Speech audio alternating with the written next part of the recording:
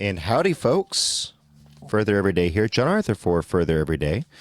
And to my right, I've got Miss Nikki. How are you? Good. How are you doing? Doing well. Glad to have you there. In the chair of theology, yours truly sitting in the chair of philosophy. To my left, I've got Charlie. How's it going? And we are doing wonderful. Happy Sunday, everyone. Howdy, howdy. And then we got latecomer here, Steve. Latecomer. How's it going? Doing good, man. Politically incorrect. So, that is Showing true. up late, but I will be. My standard. You're the slacker. the principal from Back to the Future would have had a field day with you. Yeah. What was his name? Someone's got to drop that in the chat here. And then, of course, Rai, the producer guy, in the seat. Last week, y'all were asking, what's his tag? It is Rai, the producer guy. So if you say Rai, we'll tag it for him. Yeah. So, real quick, let's talk about it. Today's events, one whole week of winning. Okay, so we'll get to that. And, of course, we're starting off this next next year or two, we're going to be doing on this podcast a lot more historical content on the Federalist. So we're going to start with the Federalist, and we're going to talk about the Alien Act of 1798, the un-American Alien Act, according to Ilhan Omar. But that'll be a fun discussion, of course. And then we're going to talk about Trump's first week, some trivia. So without further ado, I guess we'll go ahead and get into it. So, real quick, we're going to get into Federalist number 2. And Mr. Producer, if you could hit me with cut number 1. Cut number 1. Federalist number 2 was written by a fellow by the name of John Jay. Have y'all ever heard of John Jay? I have now. One of my favorites. Yes, I've heard. He is a fantastic fellow and just a really, really interesting figure in history, although often forgotten. So real quick, who was he? He lived in 1745 through 1829. He's the author of Federalist 2 through 5 and also wrote Federalist number 64. Federalist Papers were a defense of the new Constitution as it was coming together, which, by the way, folks, I think this is going to be more relevant than ever, looking at our history and why we put together the Constitution the way we did. Our founding fathers made some basic assumptions. A, they made an assumption that we were a moral people.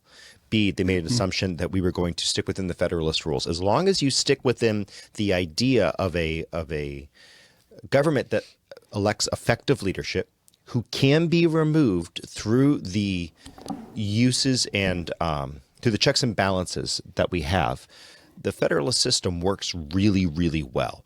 The problem is when folks in the system are corrupt and when people like us do not do a good job exercising our remedies. That was the word I was looking for earlier, our remedies.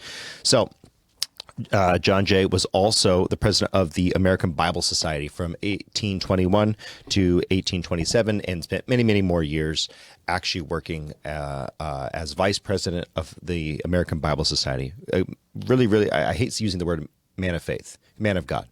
So cut to Mr. Producer. He was our first Chief Justice starting in 1789 through 1795. This is a quote from him. Providence has given to our people the choice of their ruler, and it is the duty as well as privilege and interest to our Christian nation to select and prefer Christians for their rulers. So just for all of those who think that there's a separation of church and state, that was a separation of church and denomination. Steve, go ahead. Yeah. Butt in there for a second. Go for it. Just from that comment right there should give you an idea. Now, we're talking the first Chief Justice. Yep. Okay. Supreme Court here.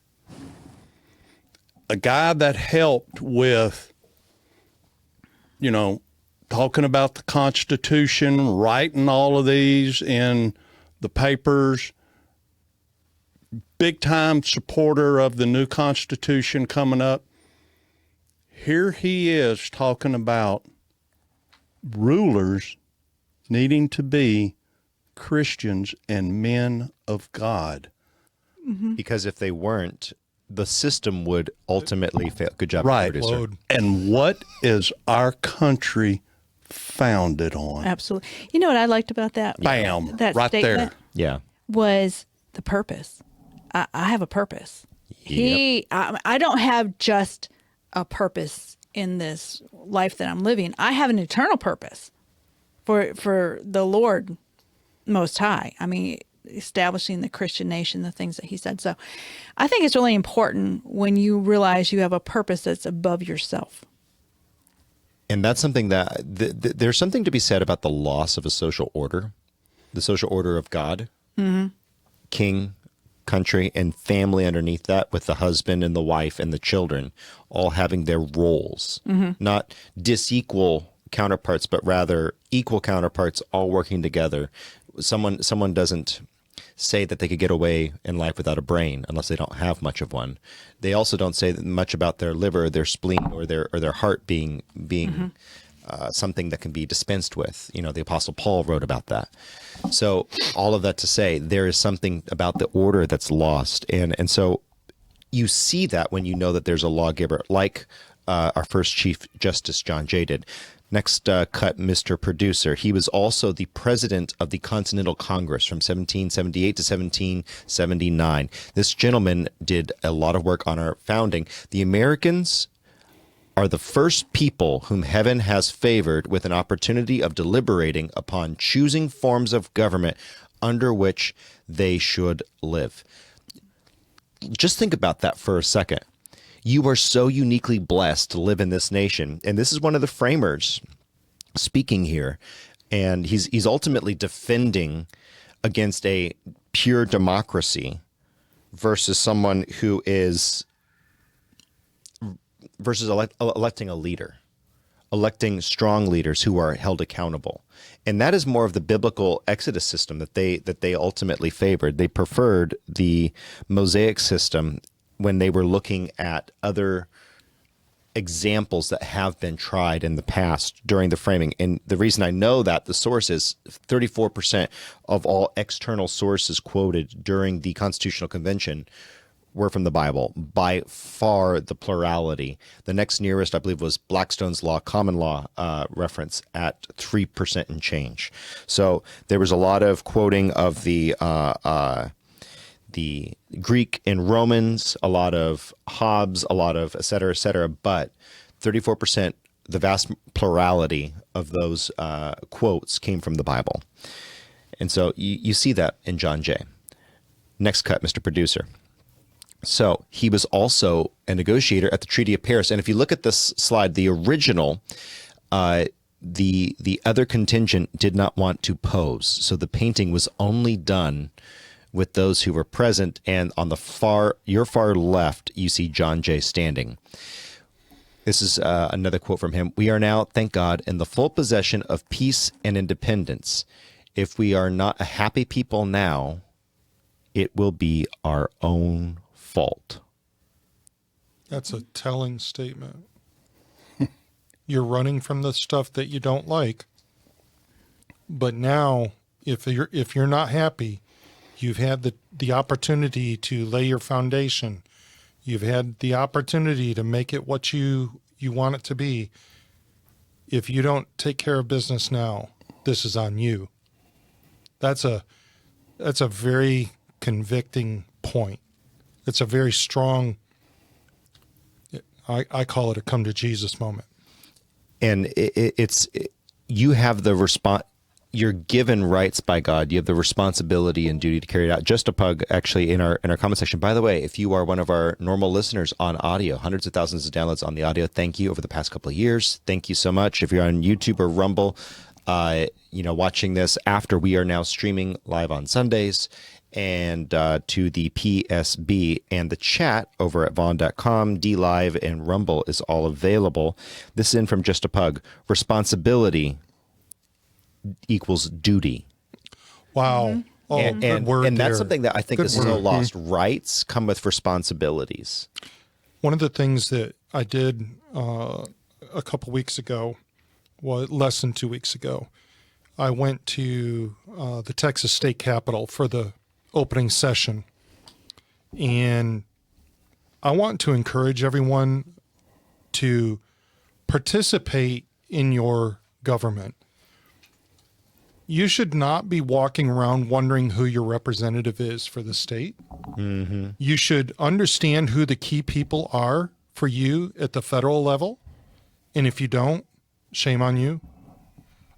You should understand the key people leading the country. You should know who the secretary, well, let's start with the president. Okay? Can we just start there? And let's go to the vice president. You should know who your secretary of state is. That's a very key position. I think you should understand who your Department of Homeland Security person is. Now, you might be going, Charlie, I don't interact with these people on a daily basis or a weekly basis or a monthly basis. Great. Know your locals. Amen. If you don't know your locals, I don't want to hear that argument. Couldn't agree more. And I like that comment that listener gave us.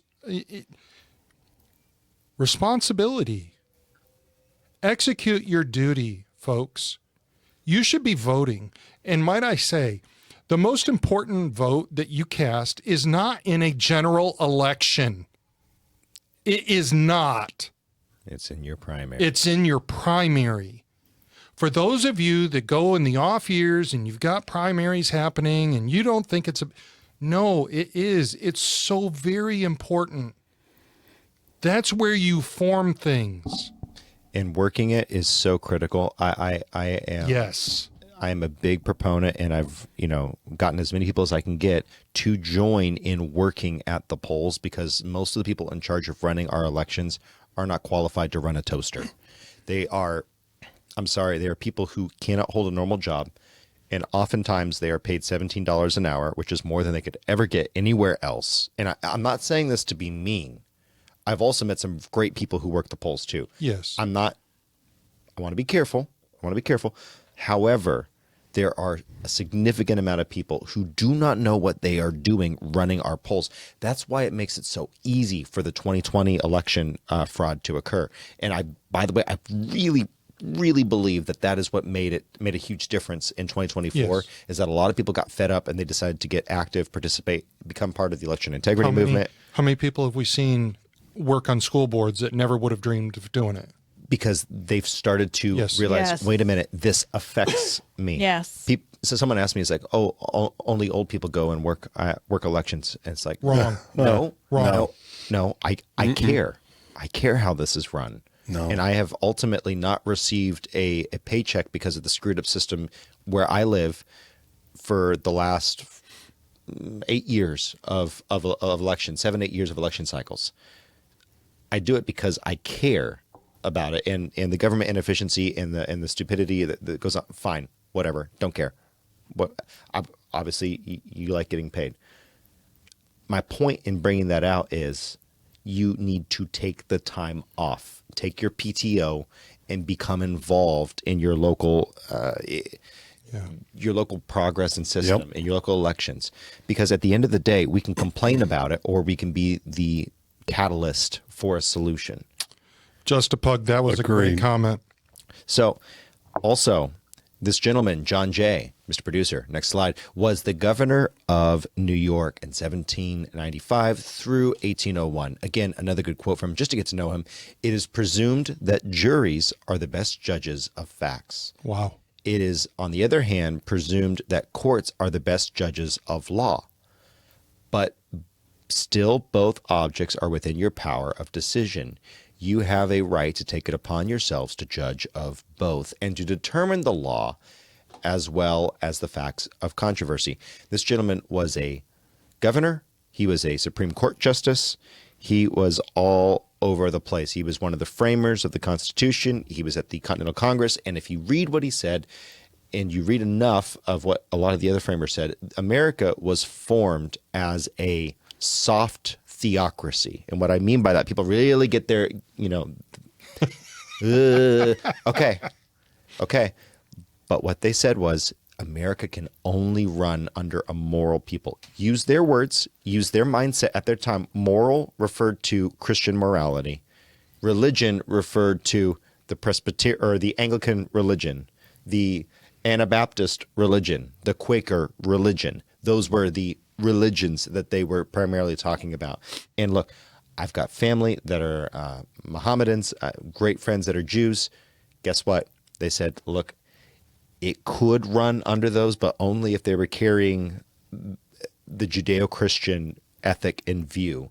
And if those people are elected, you're going to see, unless they are of the same stock morally on every other ground, you're going to see an erosion of the America that we live in. That's not to say that I'm against someone of a different faith or religion holding office. That's not what I'm saying. I'm saying the framers and founders said the moment you start to stray off of a Christian principle, this nation will fail. Yep. And we're watching that in real time. We'll get to Ilhan Omar's comments in a little bit. So we promised Federalist 2. Let's go ahead and crack open Federalist 2, Mr. Producer. So this is the first intro paragraph. And remember, this is a really interesting time when the people of America reflect that they are now called upon to decide a question which in its consequences must prove one of the most important that ever engaged their attention. The propriety of their taking a very comprehensive as well as serious view of it will be evident. Remember, last week, if you were with us, if you weren't, by the way, Further Every Day on the Rumble, just Further Every Day, and the YouTube. Thank you, Hey Sunny Days, for putting that in the chat. I just did want to go ahead and pop that out. One more time for those who did not see that in the chat, at Further Every Day, if you're watching on the PSB. You're looking at a time frame where we had uprisings and rebellions. We had Shays Rebellion.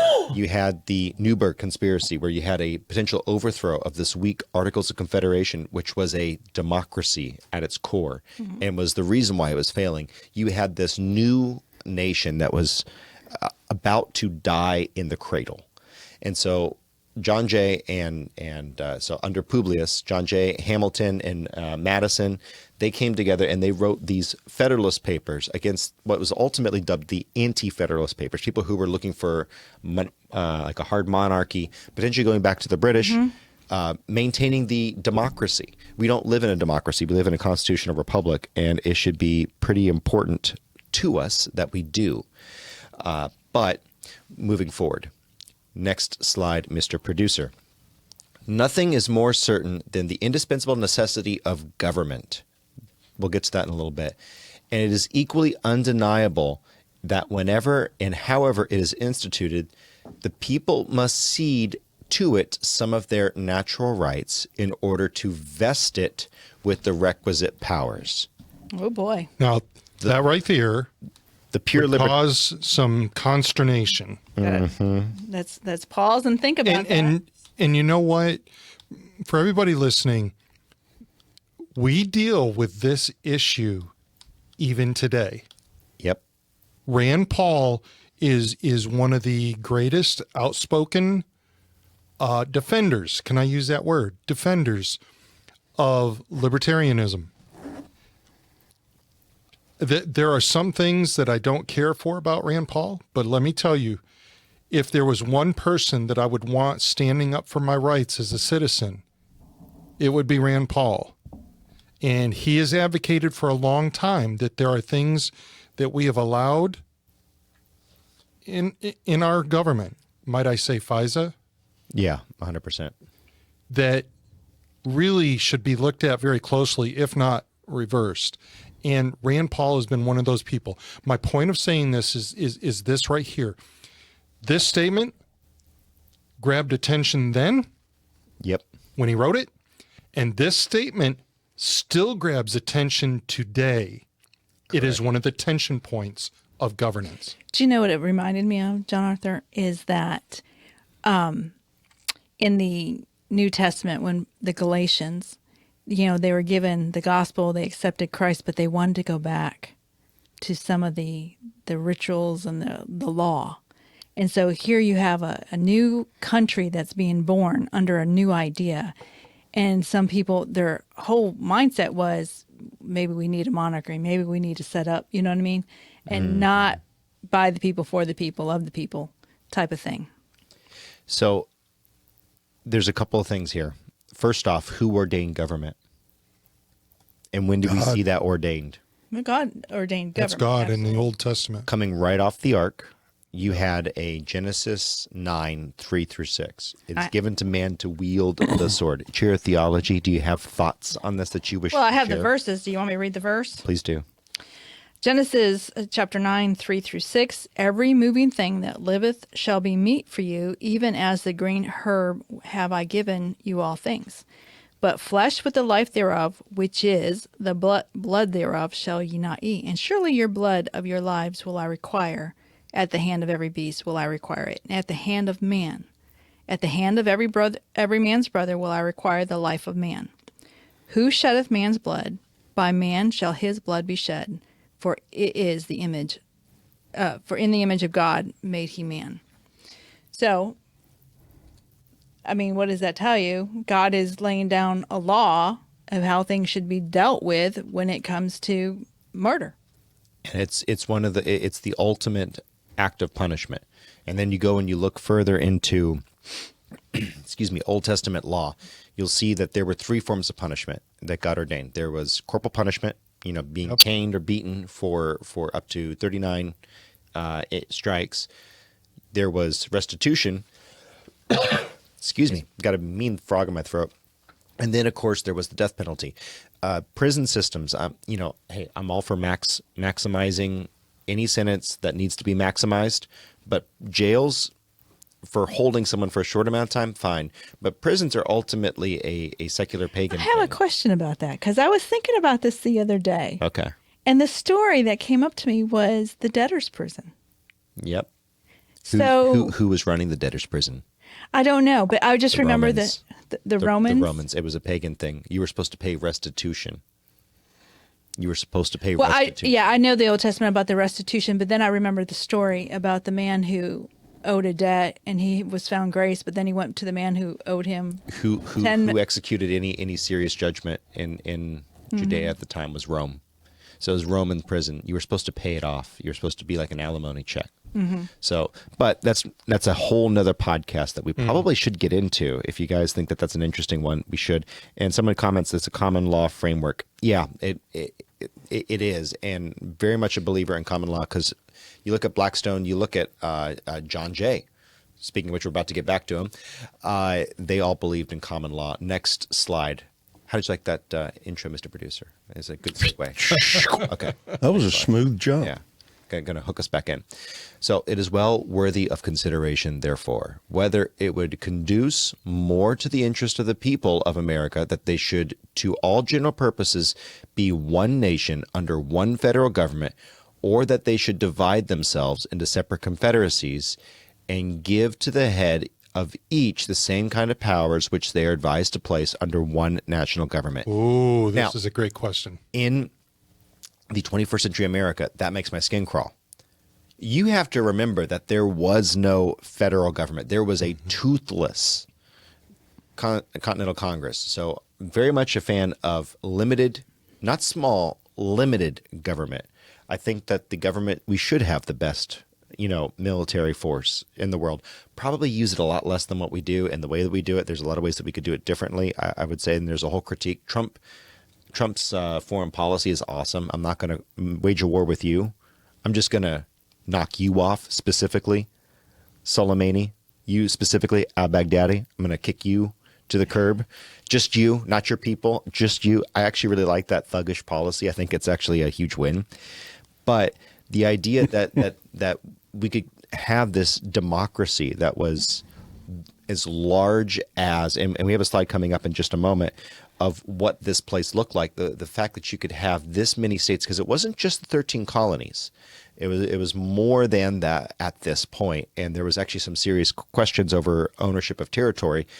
The fact that you didn't have a federal government binding them, you either needed smaller confederacies that had a strong constitutional power, or you needed to unite under what the framers put together in this limited federal government.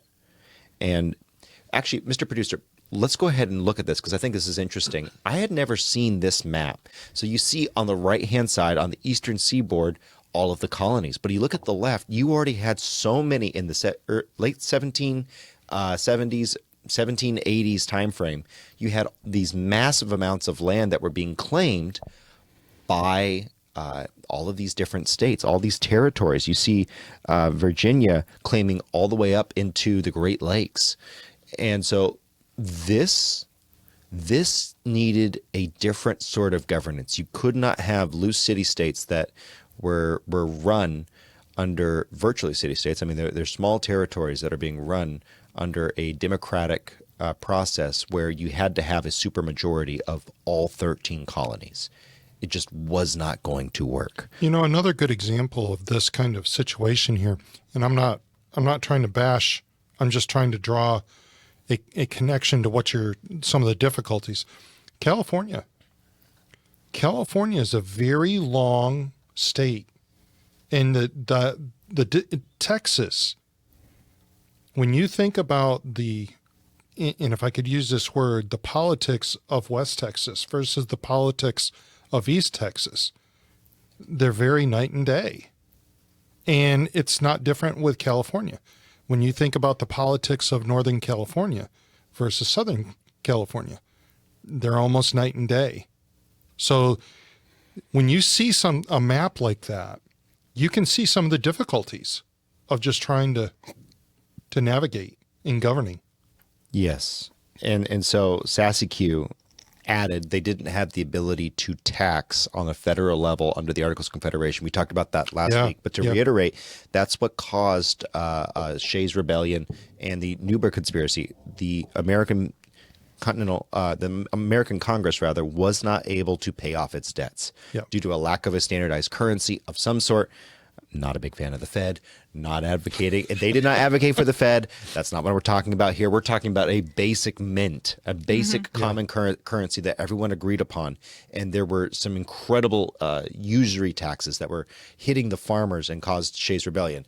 We couldn't afford to put a tariff down. Oh, who just hit office? Hello? Tariffs. Oh. Hey, let's go. The External Revenue Service, baby. Yep. They were fighting to get a basic government in place. Now, what I'm seeing today, and we'll continue with Federalist 2 a little bit more in just a second. What I'm seeing today is a same sort of discohesion, if you will, if that's a word, a lack of cohesiveness within the factions of the American state because we do not believe the same way anymore. And that's an interesting point because if you continue reading in the third paragraph of Federalist 2, which we will, this is exactly the same precipice that we're at today that they were at when they wrote this paper. Mm-hmm. There's factions of people, no, we need to do it this way. There's factions of people that say, no, we need to do it this way. And can I just say, liberty is not something that you win and then you can go in the house and have a big glass of iced tea. That's not how liberty works. It is a constant fight. And it can get extremely rough. Look, folks, if you don't think the last 2 years have been extremely rough, I encourage you to go have a conversation with Donald Trump. Mm-hmm. Ask him what liberty is. And I think he would give you a pretty good lesson on it. Yep. Ask Enrique Tarrio, which we'll be talking about in a little bit, what liberty is. My goodness. So moving on. To the next slide, please, Mr. Producer. So it has until lately been received in uncontradicted opinion that the prosperity of the people of America depended on their continuing firmly united, and the wishes and prayers of the efforts of our best and wisest citizens have been constantly directed to that object.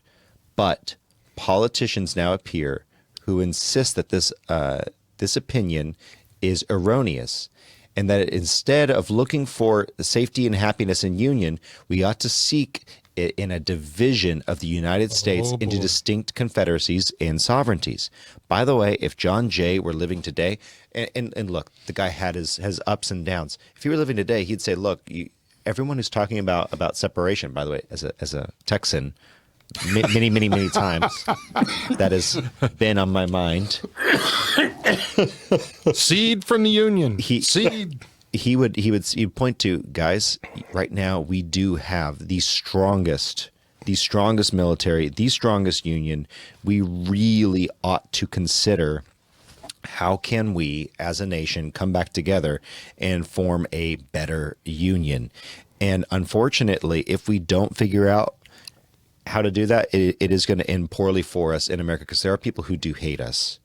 There are people within our country that hate us, and people in power that hate America and American values. And that leads really well into the next slide. However extraordinary this new doctrine may appear, it nevertheless has its advocates, and certain characters who were much opposed to it formerly are at present of the number.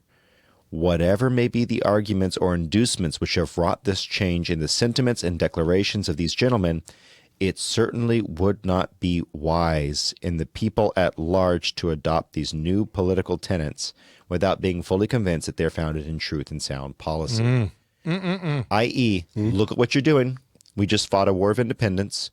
People have shed blood. And by the way, here in America today, look at what we're doing.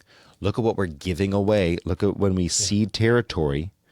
We cede territory and we lose. And someone in the comments here said, this is Remilish 2, I believe, said, the price of freedom is unending vigilance. Oh, amen. 100% agree. 100% agree. And that's why we're at where we are today. When people say, "Oh, I miss the good old days, the 1950s." Folks, those were not the good old days. There was a fight for good versus evil going on in that day, and a lot of people were not in the fight, and they were enjoying the benefit of the blood, sweat, and tears of many other people. Mm-hmm. The 50s might have had some stuff that was better than what we see right now, but you were in a fight for righteousness back then. Agreed. As a nation, we were in that fight, and there were some terrible things happening in the 50s. You look at Jim Crow. You look at all the things that we beat in the civil rights movement, which the Democrats quickly, don't play politics, us versus them. It's ideology, okay? It's an ideology. The Democrat ideology switched from Jim Crow to, we'll have those N-words voting for us for the next 100 years, at LBJ, when he put in the greater cities policies, when he started to go to the ghettos and to the inner cities, wherever blacks were, and say, you can get welfare if you are not married. So don't talk to me about us versus them. We're talking about an ideology. I'm not talking about families. I'm not talking about you if you have changed over. I'm talking about the ideology, the leftist ideology, the liberal, dare I say, even liberal Christian ideology has been making excuses for bad decisions, including the whole lie about the children of Cain. It's over and over and over again. It's the same thing. So what do we need to do? Well, we need to band together and actually come underneath truth. Next slide, Mr. Producer. If you can get it. You got me there? Okay. It has often given me pleasure to observe that independent America was not composed of detached and distant territories. He's going to make a really good plea here, but that one connected, fertile, wide-spreading country was the portion of our Western Sons of Liberty.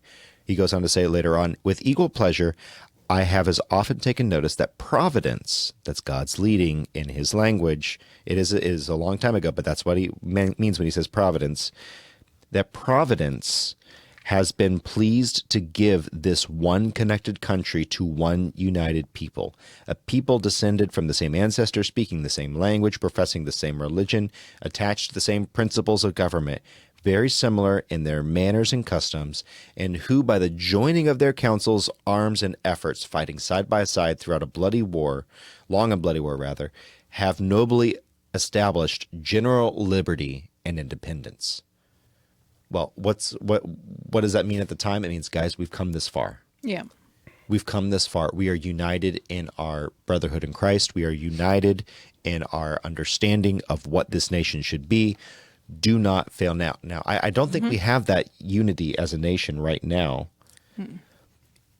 But I think we have a chance to win it back. I would agree, and I think Trump has probably done more for that in the last year than we've seen in a long time. Here's what I mean.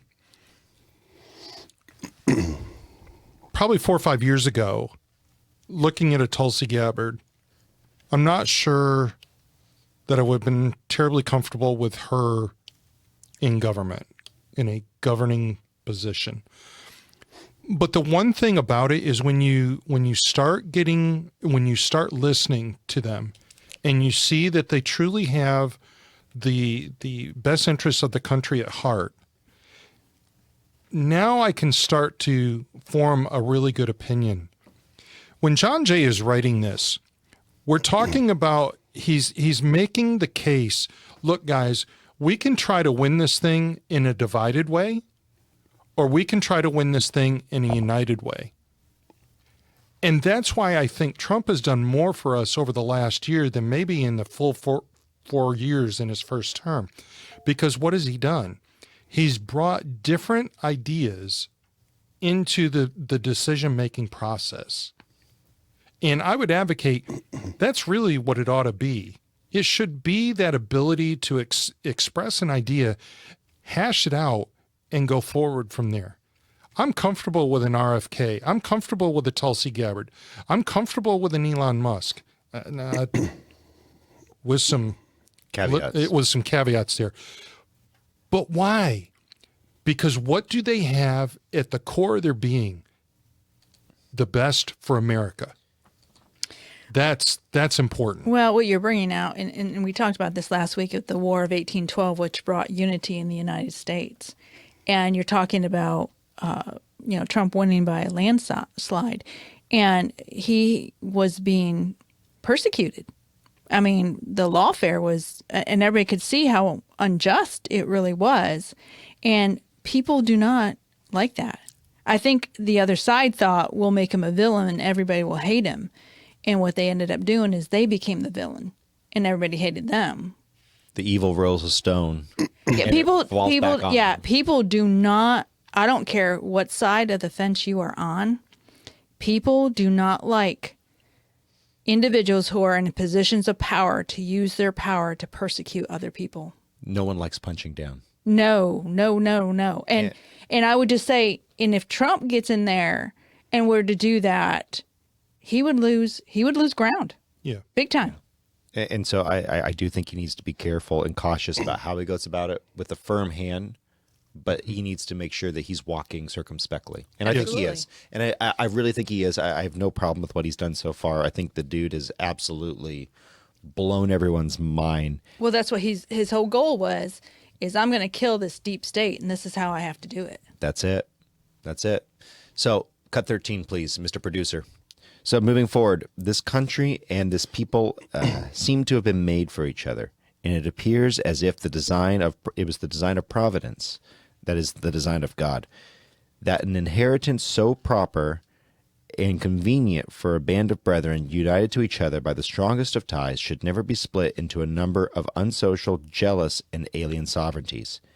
He goes on to say later on, similar sentiments have heretofore prevailed among all orders and denominations of men among us, to tell all general purposes that we have uniformly been one people, each individual citizen everywhere enjoying the same national rights, privileges, and protection.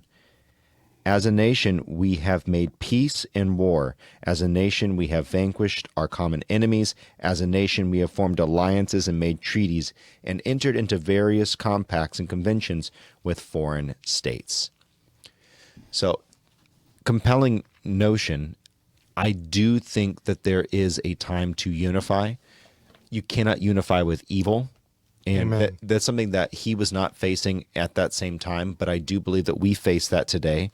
We have to make sure that we are walking on a straight and narrow path. We need to make sure that we're actually walking in a direction that is long-term feasible. And by the way, you always go to God's law, and you'll find that, because common law rooted out of God's law, because any nation, tribe, or tongue, given enough time, they're going to work out something that is going to look like common law if they have the light of Jesus Christ in their life. And it's amazing. The question is not, why does civilization exist? It's why aren't we killing each other? Right? Why aren't we killing each other right now? Why aren't we on a much larger global scale committing massive genocides? There's only one nation and one thought group that has done this, and this is the West, and more specifically America. Because I could talk about Great Britain, but we could talk about Great Britain. Great Britain definitely ran off some rails quite a few times. Although I'm going to say something, colonialism, unpopular opinion, anywhere where it's still in place, kind of beneficial for the people, a lot more beneficial than the places that kicked the British out. Just going to put that out there. I'm not saying that colonialism was good. I'm saying that the light of Christ and the light of Christianity coming in on the back of colonialism happened to do so much more good for those nations than they would have ever imagined had it not been for the Judeo-Christian ethic coming into their territory. So in that way, God used lemons and made some awesome lemonade. Any thoughts on Federalist 2? Anything that jumps out to y'all? I love John Jay. He articulated so well some of the things that people really needed to contemplate. And what I find interesting about Federalist Paper number 2 is there's a lot of similarities to today regarding some of the things that they were confronted with during that time. I would agree.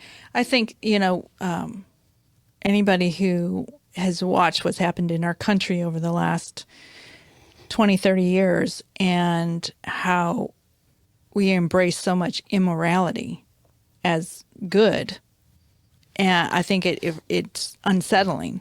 But I go back to at the beginning of this country, we were not, I can't imagine they must have been going to bed at night wondering, will we survive? Will we survive? These other powerful countries, Spain, France, England, they have been around a while. They have more power than we do. We look at the land mass and trying to contain all of that. So I imagine there was a great deal of fear of losing the country back then. Well, and I totally concur with all that. How would you like to think about losing your land and your home? What do you do after that? You already escaped the old world. What's left? What's left? Yeah. Where do I go? Where do we go from here? Yeah. Because, and this is what some of them were faced with. If we fail, our families are done. They're doomed. Oh, yeah. Yeah. And we're not talking about you're going to be poor. No, you're going to be executed for resisting. You can do a deep dive on the signers of the Declaration of Independence, and a lot of them suffered greatly. They did lose their lives. Most of them died broke. Most of them. Yes. Significant amount, or at serious net loss. So, Steve, any thoughts? I got you. No, I'm sitting here listening to what these guys are saying here, and I'm like, pretty compelling.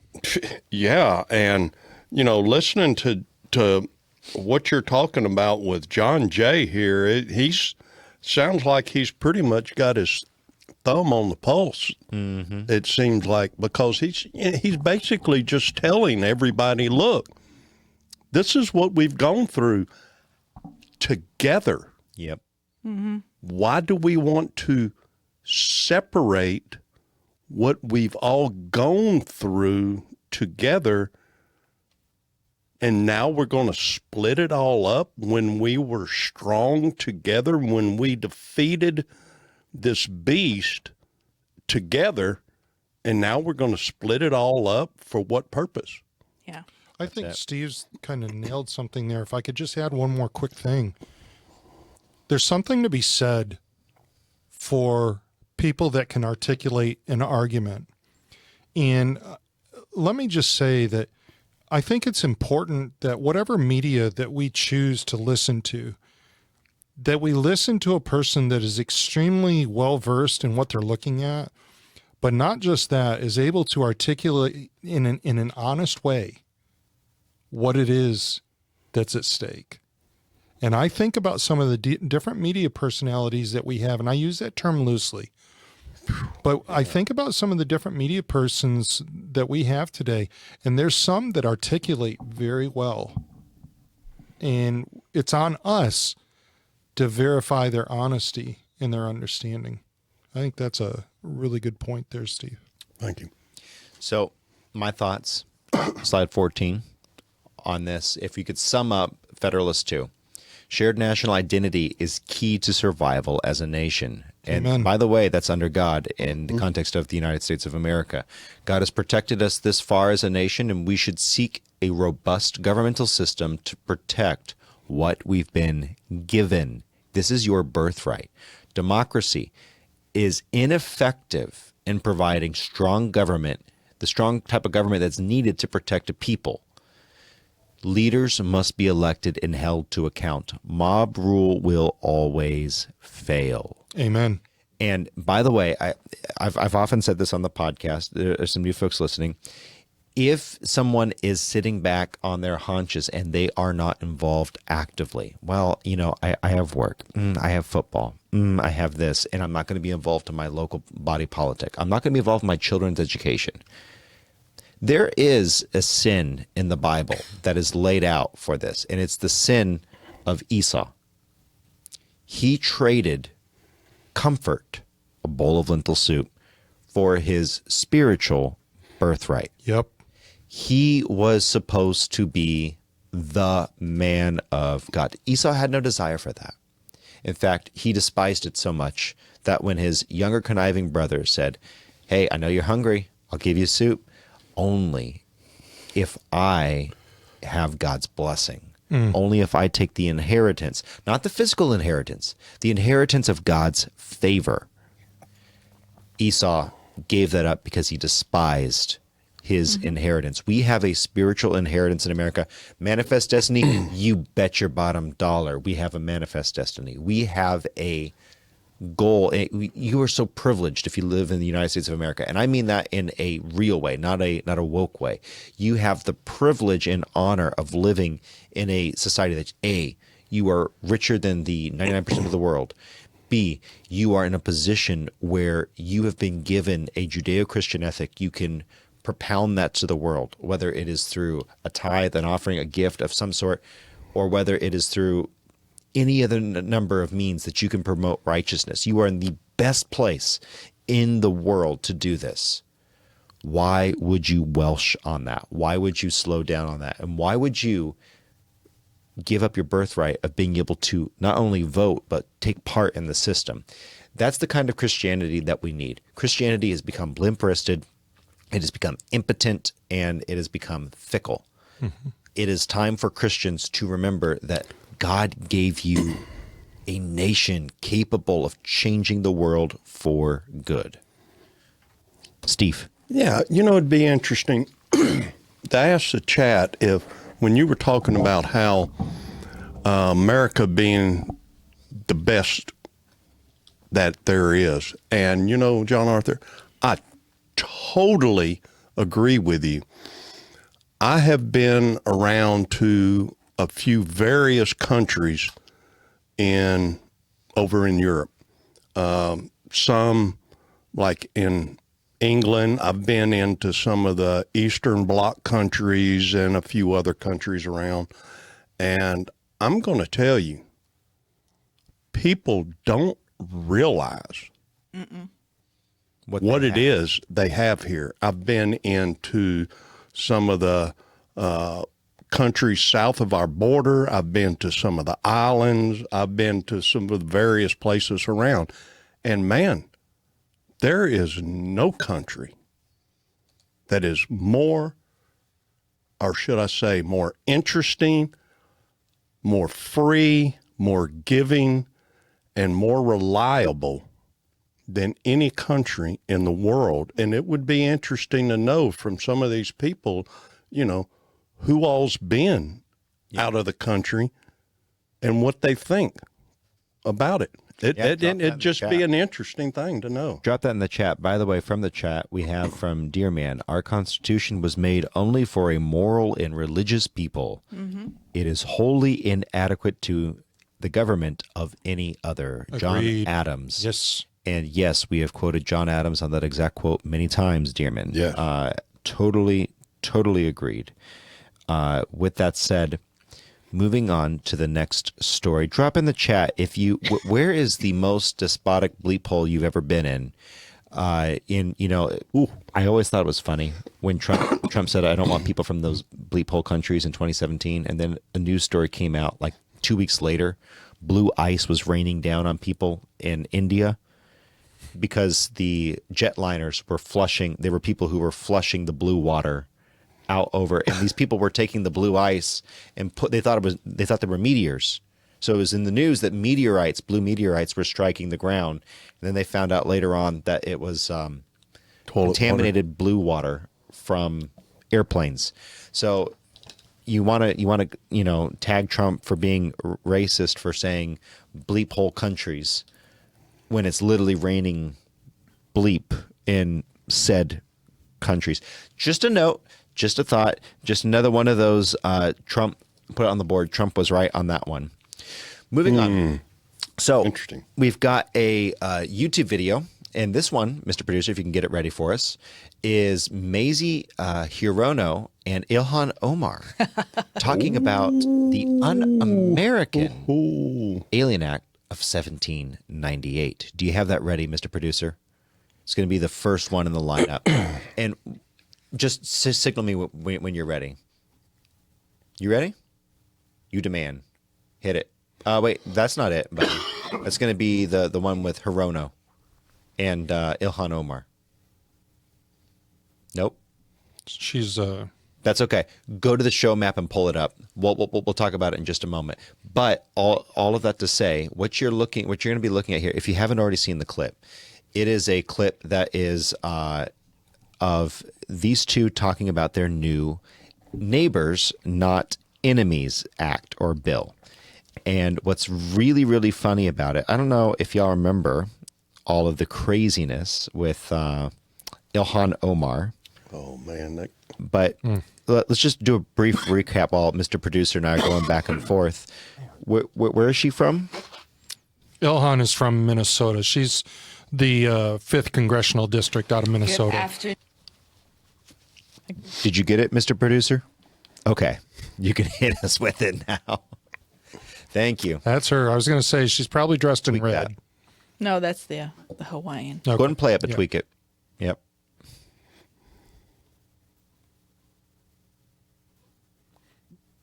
Good afternoon, everyone. Thank you all for joining us. First, I want to thank my partner in this, Senator Hirono, for her leadership in this work to repeal the outdated and dangerous Alien Enemies Act of 1798. The last time the Alien Enemies Act was invoked, it was used to detain and deport German, Japanese, Italian immigrants during World War XI. World War XI. One of the most shameful chapters of American history. Now, Stephen Miller and Donald Trump are preparing to dust off the law for their plan for mass deportation. This will be another moral stain on our country. The context in which Trump and Miller are raising the Alien Enemy Act is in what they say are their plans to target cartels and transnational criminal gangs. Yes, this would be an emergency. But it is not what the Alien Enemies Act does. The Alien Enemies Act targets people based on their nationality, not based on their behavior. When Trump and Miller tell you this is about stopping the cartels, do not believe them. Do not. It doesn't allow them to target the Tren de Agua. It allows them to target all Venezuelans. It does not allow them to target the Sinaloa cartel. It allows them to target all Mexicans. This includes green card holders. It includes people who are themselves a victim of the cartels and gangs. Now, invoking the Alien Enemy Act, the way Trump and Miller are planning to, is illegal. It's unconstitutional. It's a huge stretch under the law itself. But if there is one thing that we should have learned during Trump's first term in office is that things being illegal doesn't mean they are not going to happen. So we need to be clear Like marrying about your what brother? this will mean for human beings in this country. Thousands of families will have their lives upended because of Donald Trump's actions. Thousands of families will be separated from the ones they love and the country they love. And thousands of families will have their futures and Do they dreams love it? torn apart. If they So it's did, they crucial would to become understand citizens. this basic That's exactly moral it. point. This will not happen because of anything they have done. It will happen because of where they are from. Nope, because of It what is they've hard done. to imagine They're here illegally. anything more un-American than that. And The I Trump don't want to hear administration's anything about immigration American, policy un-American. is a threat Go ahead and pause to it. immigrants like I don't want to hear anything about American or un-American from a lady from Somalia. By the way, the chat, was really quick to correct you because On you're what? correct that she is a rep here in the States. She's a congressional. She's an immigrant from Somalia. Sorry. I he only knew gave that. a title. And he knew folks. that. Yes. We're good. Yes. And let me also say this. There's a number of people in Congress that you should instantly question the moment they open their mouth. Ilhan Omar is one. I don't know of anything that she has done. I'm going to give her the benefit of the doubt. There's got to be one. No, you don't give any benefit of the doubt to someone who says World War XI. Yeah, and exactly. Yes, She Kat, is- She said World War XI. She is really. She lies a lot. She lies a lot. I'm not, what? She's only I was for her going to make own a, best I was going to interest. make a joke about her and her brother, but what? Go ahead. She opens her mouth, she laughs. It's a clean show. So, No, She's for lying. our listeners, I am keenly aware of Yeah, she's from. Yeah, who she she's an is. immigrant. I'm really interested in, Correct us anytime. a person who is a foreign-born person coming in here and telling me what's American and what's not American. Who marries her brother to get him imported in here? I'm just like, okay, the Act of 1795 is un-American by our founding fathers who put the act in place, and people are not targeted because of where they were born. They're here illegally, and they're costing the American people not only tax dollars, but they're costing in crime. We now have gangs that are taking over apartment complexes in parts of the United States. Now, I don't know if that's still happening, but I know they've had it on the news, and they weren't able to get it under control. I remember it was J.D. Vance was talking to one of the news people, and they said, well, that's just in a couple places. Well, it shouldn't be in any place in the United States of America. But John Arthur, the issue of immigration is no different than the issue of foreign influence. What is it that the Democrats constantly moan and groan about? No, foreign influence. Russia. Yeah. Guys, $500,000 in Facebook ads if that did not sway the 2016 election. Cry some more. yeah. When we look at people coming into this country, do we feel for them? We absolutely do. It's not an issue that we don't have compassion and we don't understand. It's an issue of this. Why did Joe Biden open up the borders? And yes, I said that Joe Biden opened up the border. He did it intentionally. Why did he do that?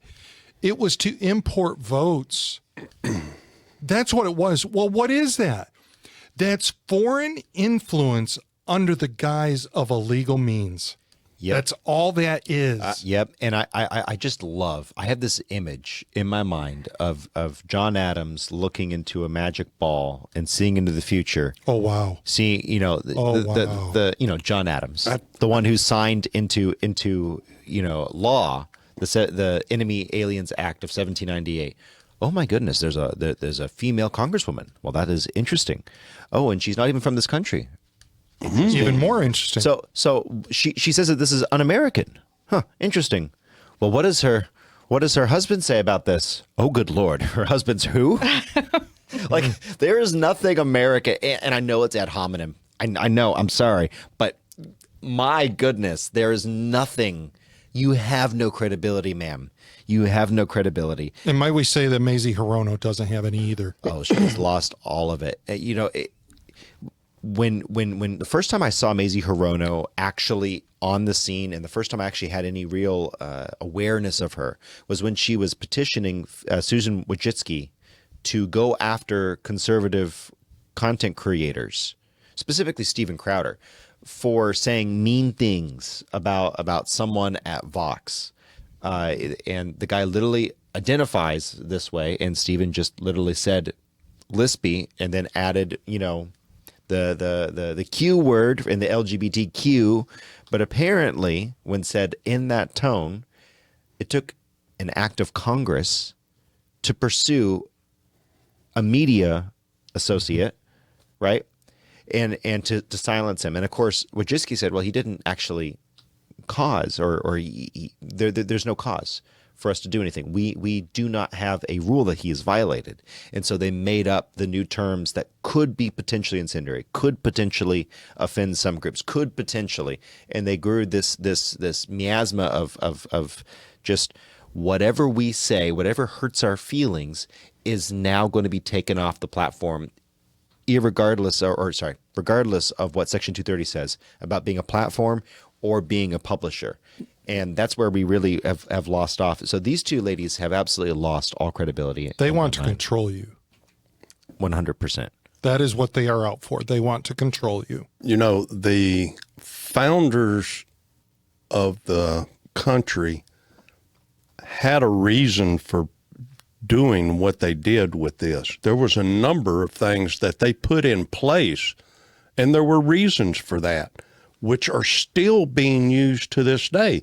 And they knew that they were going to end up being used or needed to be used in the future for future governance. Well, you know, I'm thinking right now of the article I saw this week that when Trump has signed the order that no more babies born to illegal immigrants will get citizenship. Now, that's going to raise a big conversation. However, our founding fathers did make it very clear that if you were born in this country, that you would be an American citizen. Now, here comes the problem. Nobody ever anticipated that the federal government would be handing out welfare checks to these, 230 to 250,000 babies born in 2023 now are American citizens, and American taxpayers have to support them. And it's very well known that women from Mexico will cross the border, have their baby in America, get that baby on welfare, and still live in Mexico. That has been something that's gone on, and I've read about it many years ago. So now, if somebody is here legally, from a different country, and they have a baby, that baby should become a citizen. But I think we have to decide in our country, if we leave this door open, the American taxpayer, and that's your children, their future, are going to be taking care financially of people here that were here illegally. And I just really feel that if you're not here by legal terms, you just don't deserve welfare.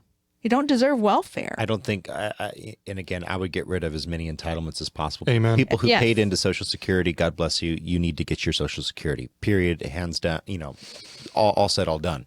But there's a lot of ways that we could go ahead and sunset Social Security, which is just a giant Ponzi scheme, which has been made abundantly clear by the way it's been handled and the way that it's going to be insolvent. So everyone who paid into Social Security should get it.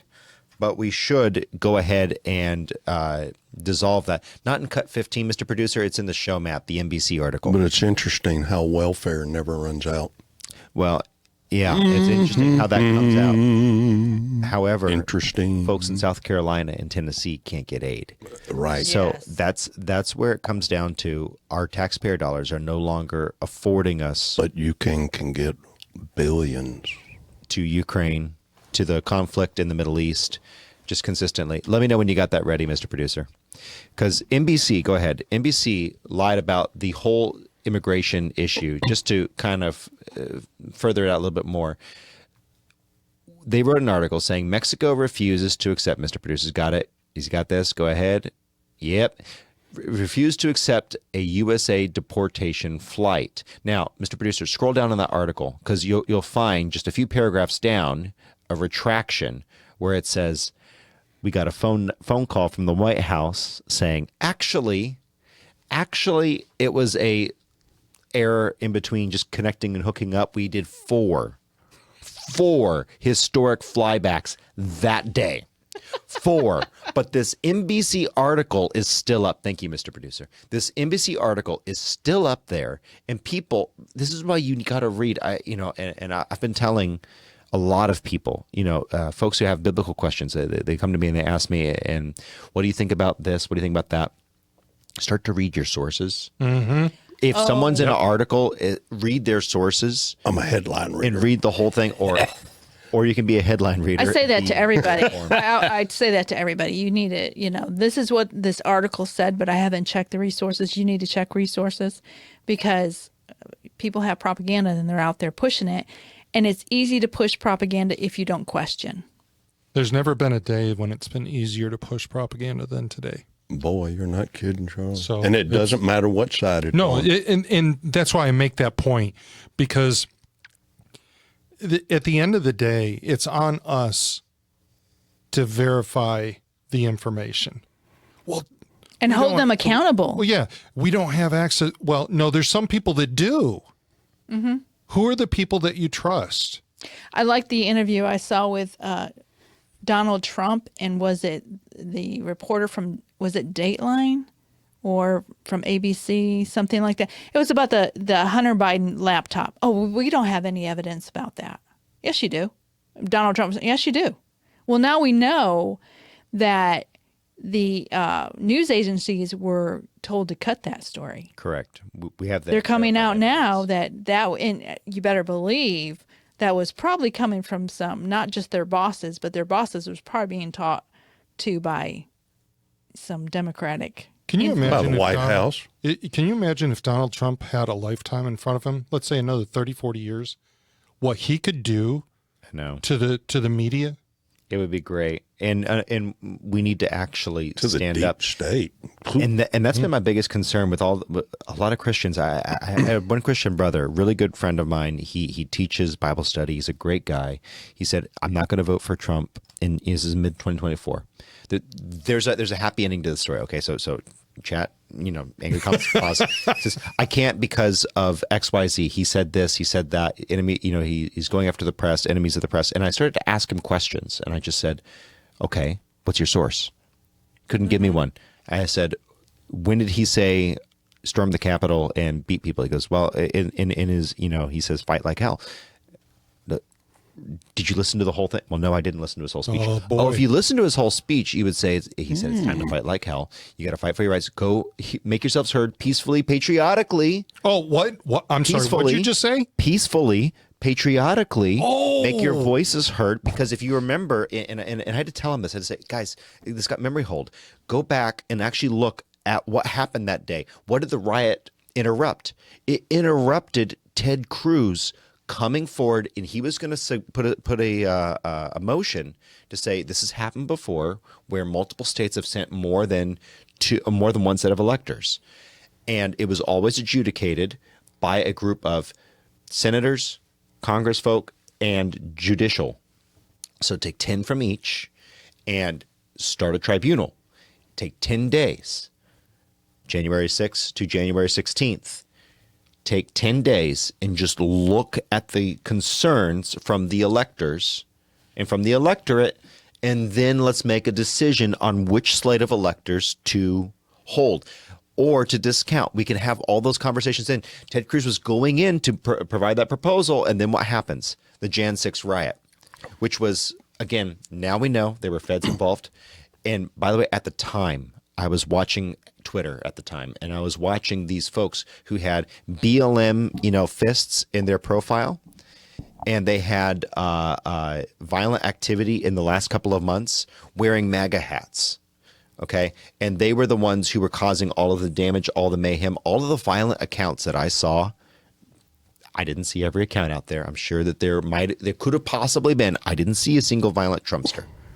The only people I saw that were violent had been at Antifa and BLM rallies and had pronouns in their bios.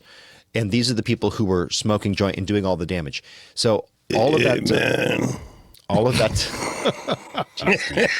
And we don't. And you're right.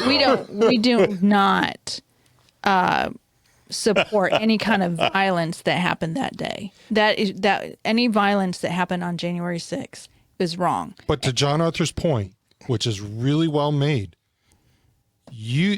who was behind it? Do your own digging. How many people actually went back and listened to Trump's speech?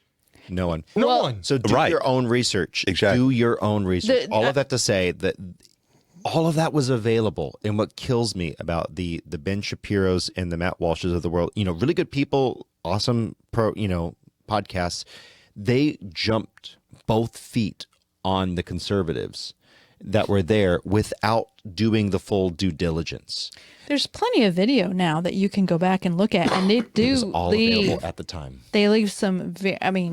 John Arthur, you were saying some of this stuff at the very beginning, and I was just like, I don't know. But then I started watching some of the videos from that day, because there's lots of videos. You can see a lot. And when he was bringing out the FBI, some of the FBI agents that were there, I didn't believe him. I was like, yeah, that didn't happen. And then I saw a video, and I saw this man who was probably in his mid-40s, and he was by himself.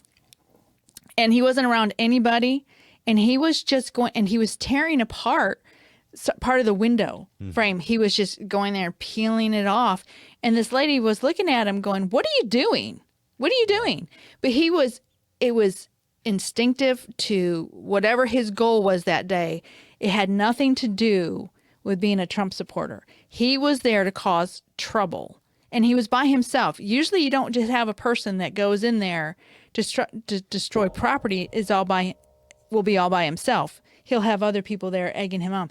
But he was a lone ranger, and it definitely looked like a plan. Like a Fed. Yeah. If I'm not mistaken, that during that time when Cruz was delivering that, wasn't that at the same time, from some of the things that I've seen, that was the same time that Trump was giving his speech? It was around that time. So Trump Wasn't even done. Cruz did not get a chance to actually submit that resolution, and that was the whole purpose of the riots. That's why you had Capitol. Okay, tinfoil hat on.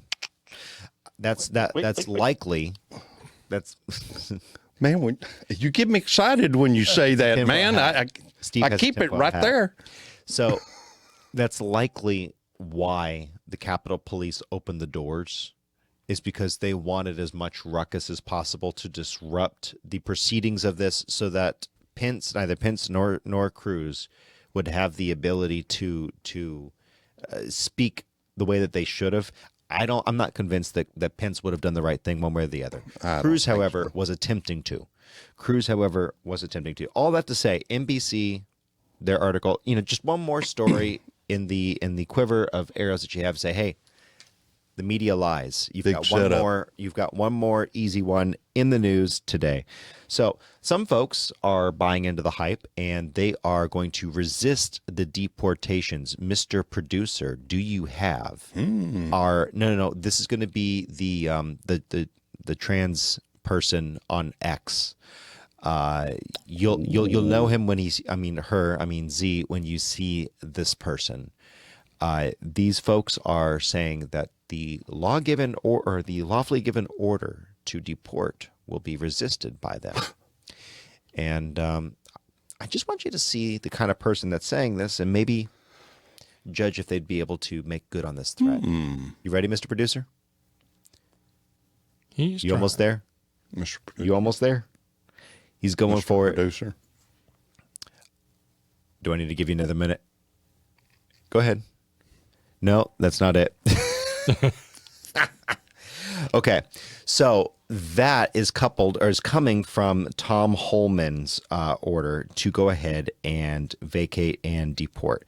Now, a lot of folks are spewing that they are going to, like we said, resist, et cetera, et cetera. I'm not convinced that they're going to be able to do it. Now, Just I don't bear think with so me here. either. Well, John Arthur. and you talk about somebody that is very strong on the issue of deportation. Could you have found a stronger person than Tom Holman? This is the kind of bold pit bull that I Yeah. really desire. He has no problem telling you what he thinks and what he's going to do, and he's practically daring you to try to stop him. Well, I think it's ridiculous to continue to fight for the illegal immigration when the people voted. 67% of people do not embrace this illegal immigration. So why you're I don't know what you're trying to rally, because we've had 4 years of 10 million people coming into this country illegally, and people don't like it. So I would lay that down. I don't know why you're trying to keep promoting that. It's you're not winning. You know, and in a position like Holman has, you need a bulldog. I mean, you need somebody that's going to get in there and grab a hold of that ear and hold on. Yeah, he doesn't look like a person who's going to be very ready? easily intimidated. No, And I think that's why he's there for the job. So. I think so too.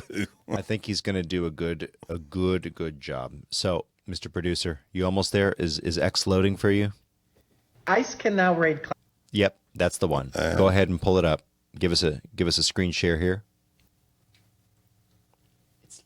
It's loading. It's okay, loading. it's loading. It's being slow. It's being slow. Okay, so we need we need new Wi-Fi here, but that's okay. Boy, do We can keep talking, huh? I I'm guess so. sure the way know some of you us can keep are talking. here, I'm sure we can talk, especially me. But you know what's going to That's not a become problem. interesting, in my opinion, regarding the deportations. Right now, we're deporting the ones the known criminals. Okay, how many people have immigrated into the U.S. Since Biden started? And I would dare say we're in the 10 to 15 million range. Those are not all criminals. Absolutely not. Well, So- there ain't no Absolutely not. telling. There's no What telling. happens when we reach the end of our list of Well, known criminals? I think it's going to be very telling to see how the narrative changes when we get to that point. wouldn't they be considered a criminal if they crossed illegally? By definition they are, but that's not. But as we're far talking as a criminal, there's- where they came from is different. That term, I violent understand criminal what you're is saying. what we're getting But at. in our term, yeah, I see. ahead, What, Mr. I know Producer. what you're saying, Charlie. But yeah, But certainly criminal is this behavior. Yeah. yes, you know, like all the gang ICE members. can now raid classrooms. And as a high school teacher, I just want to make one thing clear. If someone tries to come in my classroom and take one of my students, one of us isn't leaving the classroom. Okay, pause that for a moment. And I would dare say, ma'am, why don't you go ahead and take their place for a few minutes, and we'll go ahead and send you out, and that too, and then we'll go ahead and pick up where we left off. By the way, that's a sir. Tell, I don't have my No. glasses he's, on. He's trying to pass as a man. So you were correct in your assumption. He is trying to. Yeah. But yes, and so someone said they're not immigrants. They snuck in. Someone said a little bit further back. They said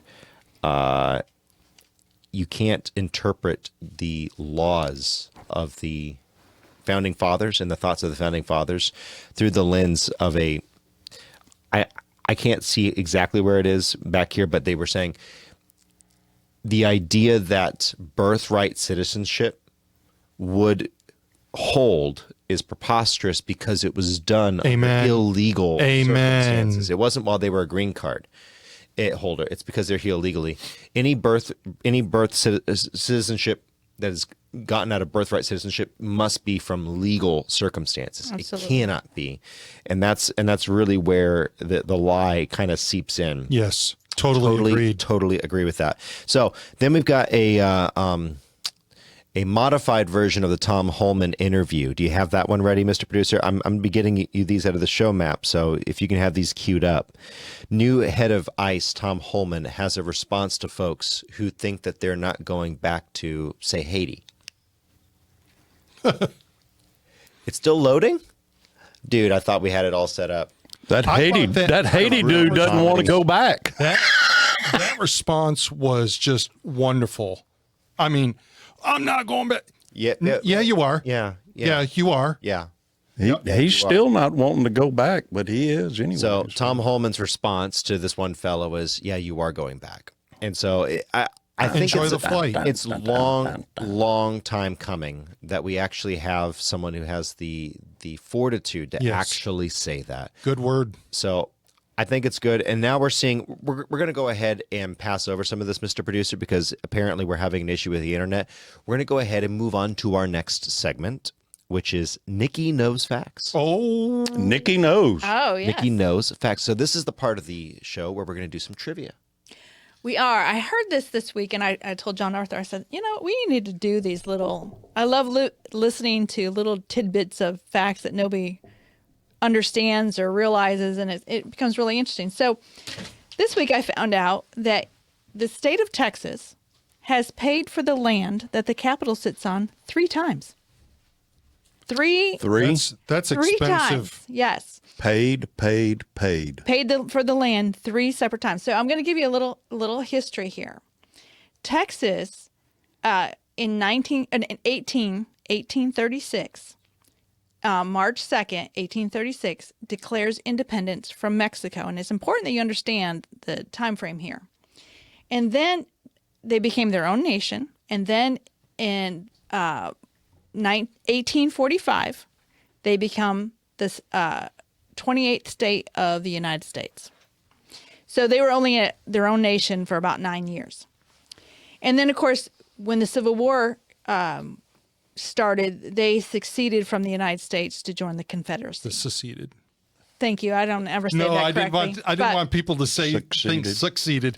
So remember, Texas declares independence from Mexico March 2nd, 1836, and that date's important when I get to this. So Texas, what we said, have paid for their land 3 times. The Republic of Texas initially purchased the site in 1839 from 2 men who appeared to have legal title. I could not find their names. Okay, so Con men. it's 3 years. Well, it's 3 years after they declared independence. I mean, who's keeping track of the record of the deed back then? So take that in consideration. Then in 1874, E.M. Smith provided evidence that now this is interesting. He had purchased a rightful deed for the land from the only surviving member of a pioneer family who perished in an Indian raid. That's just that story. I don't know what the evidence was. I tried to look up more. I couldn't find anything on him. So then Texas paid Stella McGregor and Kate Sturgis $20,000 in 1926 after they proved their family had a legitimate and earlier land claim. Now, there's a lot of questions here. Imagine milking the state of Texas 3 different times. Because 3 different people. I had a lot of questions. First question was, what was the evidence the first 2 men have? Was it a forgery, or did they really believe they owned the land? I bet they were snake oil salesmen. Maybe, but title ownership is actually a huge convoluted mess. It is, especially and you can't imagine. So, but by the way, Land ownership. some of the folks on PSB probably are aware of allodial titles and the whole Spanish land grant issue. And if you can pull that up, there are people who attempt to become their own taxing authority through the Spanish allodial title. So it's kind of an interesting thing, because if you have the original title from the original land grantor, So that could happen again. In theory, if none of these were the Spanish allodial title, in theory, this could happen one more time. There are people and families in South Texas that have Spanish land grant Really? titles. Well, oh, yes. Okay, so listen, this ended up becoming a story in a story in a story. Because once I started researching this, with $20,000 in 1926 would be worth how much today? I mean, that's a lot of money. We're talking in the millions, yeah. Yeah. Okay, so I started researching that, and I found a newspaper article, and it said, aged women win long-lived suit. So in Austin, Texas, on May 13th, Governor Marion Ferguson, and I went, Marion Ferguson? Okay. Of Texas. Is that a female governor in the early 1900s? And I found out, yes. We had a female governor in 1926, the first female governor in Texas. I thought, okay, well, I got to research that too. But let's finish the thing here. So, the governor of Texas has signed a bill to pay the $20,000 for the site on which the Texas Capitol stands. By this signature, she ended a claim that originated almost a century ago and brought joy to two aged women residing in Galveston. Now listen to this. Okay, remember, Texas declares independence in 1836. But shortly after 1830, General T.J. Chambers was awarded 58,000 acres of land in lieu of a salary as a superior judge of the Circuit of Texas. And my question was, who had the deed to that land? Did they just give it to him? Did they search it out? Or they just said, here it is, I don't care who claims, So those are my questions. Okay, the Circuit of Texas, then a part of two Mexican states.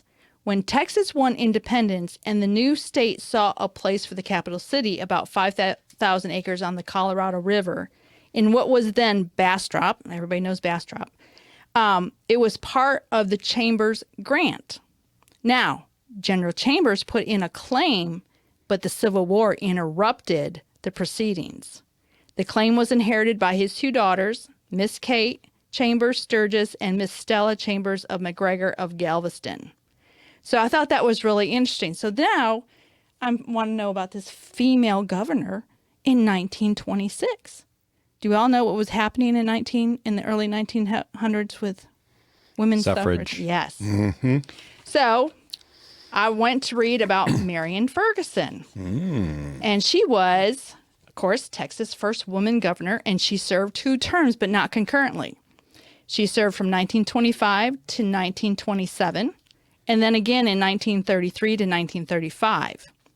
She first ran in 1924 on the platform to vindicate her husband, former Governor Jim Ferguson, who had been impeached. Well, then I'm going, okay, what did he get impeached for? So we'll get there. Jim Ferguson had been one of the nation's strongest opponents of women's suffrage only a few years earlier. How convenient. Mm-hmm. I'm opposed to women, the women having political rights and freedoms. But this is convenient for me, for my wife to run as governor, because when he was impeached, he no longer could run for public office. So that's fine. Let's read a little bit more about her and what she did. Mrs. Ferguson defeated a candidate backed by the Ku Klux Klan, which was making a comeback in Texas in the 1920s. As governor, she issued many pardons and paroles, backed economy and government, and pushed an anti-Klan bill through the legislature. In her second term, during the Depression, she backed loans for cotton farmers and bread bonds to assist mothers with starving children. Regulation of the oil industry began under her administration, and she proposed a tax on oil to benefit schools and roads. That was interesting. I thought that was, first woman governor. First female governor in Texas, because her husband wanted the seat of power. Kind of reminds me of Bill and Hillary. Hello. But, supported by the Klan. So, James Ferguson was impeached for misappropriation of public funds. And he was also known to use his position as, if you criticized him, he did go after you politically.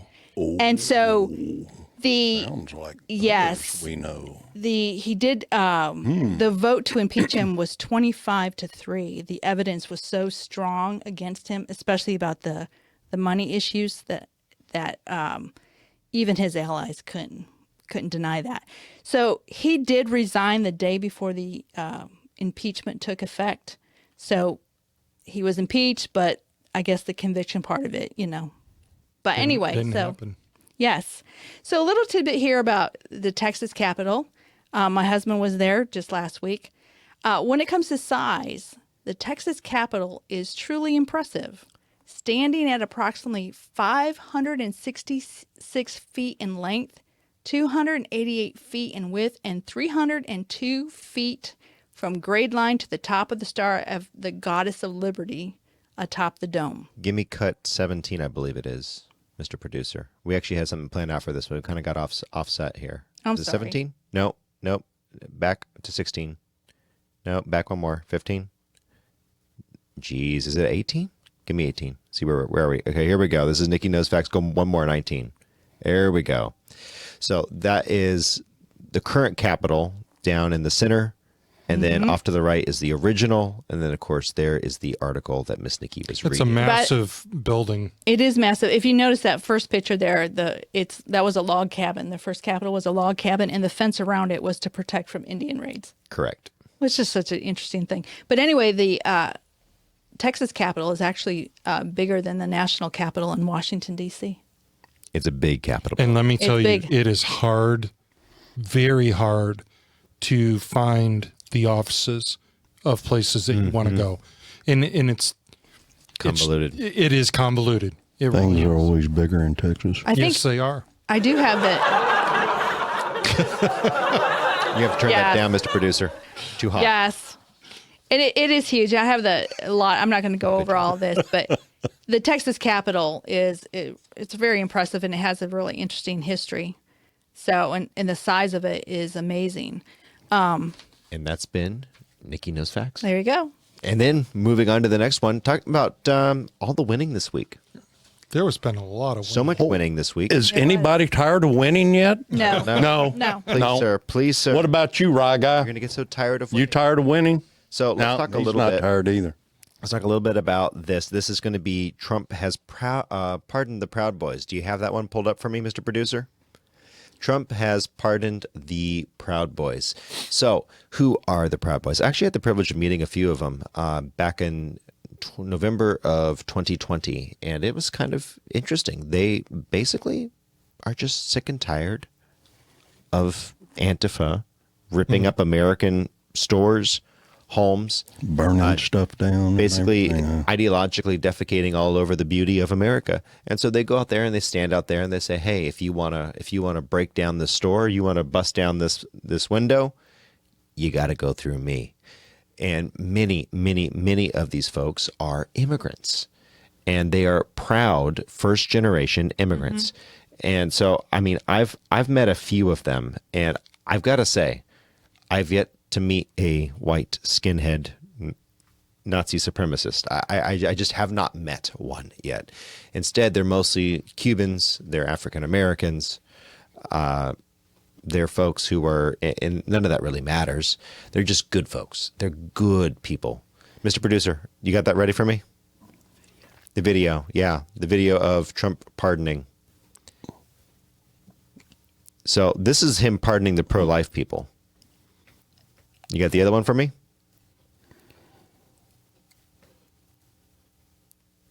You know, worries, dude. it's just like all the other media. I'll refrain from saying what I want to, but all the other media hype up that they happen to talk about and lies is that they portray Proud Boys as, just like you were saying, a bunch of skinhead Aryans. Yeah, which Which I've not ever seen in anything that they've done yet.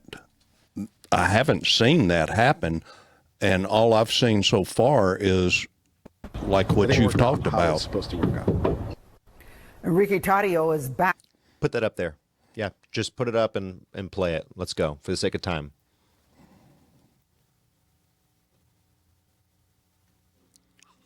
You got this, my dude. Thank you. I think it worked out how it's supposed to work out. Enrique Tarrio is back home in Miami after being released from federal prison. The former leader of the Proud Boys thanked President Trump for pardoning him and the other J6ers. Lorena Ilhan is live from MIA tonight. Lorena, Tarrio also talked about what's next for him and the Proud Boys. That's right. He says he's looking forward to spending time with his boys and his family. But we also spoke with an extremism expert who says that these sweeping pardons could serve as encouragement to groups like the Proud Boys. Enrique Tarrio was greeted by his family, fellow Proud Boys, and a crush of reporters at MIA Wednesday. Enrique, what do you say to all these people? I say I love my family. Thank you, President Trump. The 42-year-old Cuban-American was released from federal prison in Louisiana, where he was at the beginning of a 22-year sentence for a seditious conspiracy. Tarrio was convicted of orchestrating the January 6, 2021 attack on the Capitol, although he was not in Washington, D.C. for the attack itself. Speaking from his home in Miami, he said the pardons from President Trump were no surprise. Like him or love him, his promises made, promises Like him or love him. The Anti-Defamation League defines the Proud Boys as a right-wing extremist group that has actively pursued violence and intimidation as part of its agenda against Antifa and other perceived enemies. But here's how Tarrio himself described what the Proud Boys do. We make sure we just come out once a month and drink beer with the boys and just talk crap. And he had choice words for those who call them a hate group. I'm going to tell them you, because the truth is, like, I don't care how they want or what they think. The Center on Extremism says the sweeping pardons. I wish they had included the full thing because I'm sure he went on to say more. I hope he did because in truth, this guy has done nothing wrong. He literally was not even in the town that the crime was committed in, Washington, D.C. I don't even think he was in the same state, was he? The same state. And in truth, they put 33 years is what the prosecutor demanded. The judge, a Trump appointee, by the way, grossly failed here. He goes, well, I'll do something that I've never done in my entire career. I will reduce the sentence by a third, down to 22 years. By the way, this judge is like brand new Trump appointee. So I don't know what pressure was on that judge. I don't know how or why, but Enrique Tarrio was nowhere near this. And not only that, the Proud Boys, I'm sorry, by and large, very, very peaceful group unless you start hitting them. And usually, yes, they put themselves in between storefronts and Antifa BLM riders. So make of that what you will. I mean, you can call that vigilantism. I don't think it is. I think it's protecting other people's property. Mm-hmm. And, you know, in the conversations that I've gotten to have with these guys, they have always said, we are out to protect people's property. We're proud of America. That's what we're proud of. I think it's interesting how you can use Antifa in the same context with Proud Boys, and one's an extreme group and the other one isn't. Mm-hmm. Seriously? How are the guys standing out in front? How are they more radical than the anti-fascist movement, which is in of itself fascist? It's just incredible. And someone here says, this is Roxy USA, says, it is insane. All of these judges should go to jail. All the DC judges who committed these horrific crimes of appropriating the time that was spent.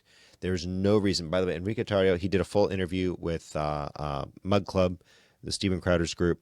Go over there, check it out. It's a great video, and it's worth the watch. It is heartrending and scary, almost as scary, or actually I think, yeah, almost as scary as being a pro-lifer outside of an abortion clinic and getting arrested for obstructing or what have you. This is stuff you see in Britain. I agree with the comment that was made, but I probably would add a little bit to it. I think there's a lot of people in the DOJ that should be prosecuted 100%. and sent to prison. Mm-hmm. This is a gross, gross, gross misuse of, I'm going to call it political power. Correct. More accurately stated, legal power in interpretation. This should have never happened. And I get why some people might have had issues with some of the pardons that Trump did. I want to say, though, that the thing that bothers me the most, there is so much dirtiness associated with these prosecutions. How could any of them be trusted as being done right? Correct. It's all fruit of the poisonous tree, and so that's largely why I think Trump executive ordered. Yep. Yeah. Yep. It said commute the sentences or pardon, and same thing is true of these pro-lifers. Yep.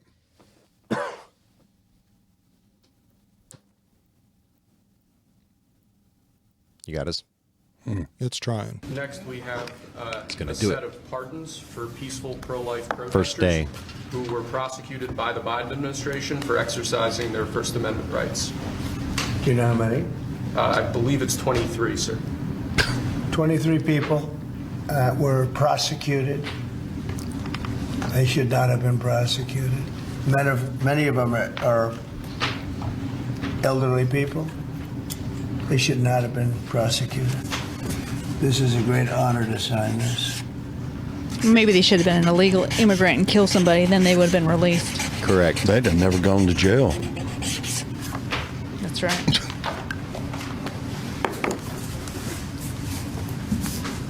So, historic first day, promises made, promises Very kept. happy. And So they're all in prison now. one of the things I said. Some are out of custody. It's ridiculous.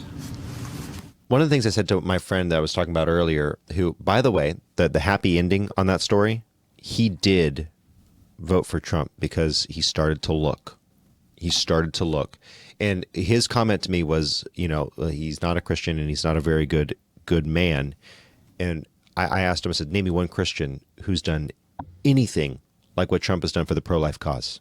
And I'm a one-issue voter on that. Give me one Christian who's done anything. Bush, Reagan. Mm-hmm. Give me any senator or congressman who has actually successfully gotten nearly what Trump has done for the pro-life movement. So that right there, that is why Christians voted for Trump. Whether or not he is a good man, he's a lot better than the good men who have done nothing and sat anemically and limply to the side. So good on him. Fantastic. You know something, John Arthur? Try telling Jesus that. Mm-hmm. Hey, I was a good man.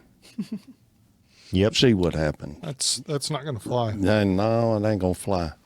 Yep. Trump is, and the chat's agreeing with this. Trump is absolutely the most Christian president. Whether or not he actually has a relationship with Jesus Christ, you can debate that. I'm not really in the business of debating that. I don't think that's a good place to be. Not my issue. That's his. That's his issue between him and God. But you know what? Right. He's done more for the Christian cause. He's done more for godliness and righteousness in this nation than anyone in my lifetime. I would dare say anyone in this room's lifetime for any of the presidents that have been, even more than Reagan. I say that tepidly because Reagan also did not have nearly the mess to clean up that Trump has done. Agreed. Agreed with that. The three of us sitting here, the older ones, can really say that because we've grown up during some times in history of some really turmoil times during presidency and social times. You're talking the 60s, the 70s, the 80s. Yep. Man, the three of us, we went through all of those. Yep. And I mean, you're talking Vietnam and everything that's come after that. And you're talking some times and some presidents that, some bad ones. Yep. And some not so great. Not so great ones, and some that were but not like what we got right now that's pushing and 100%. Doing like he's doing. I mean, he's pushing the envelope. He really is. Speaking of which, J.D. Vance went to the March for Life. President Trump could not attend. Some people said that that was bad for President Trump to not attend. Look, the guy is doing stuff in his first week. He is doing more for the conservative movement in his first week than I think anyone has done in a full term. And I would tell people that have that criticism, what have you done? Give me a break. Put a lid on it. That there's you got you that need ready, to Mr. stop. Producer? Let's go ahead and play that J.D. Vance clip from the March for Life. See if you can tidy that up for us too, buddy. Thank you. Now, the task of our movement is to protect innocent life. It's to defend the unborn, and it's also to be pro-family and pro-life in the fullest sense of that word possible. Thank you.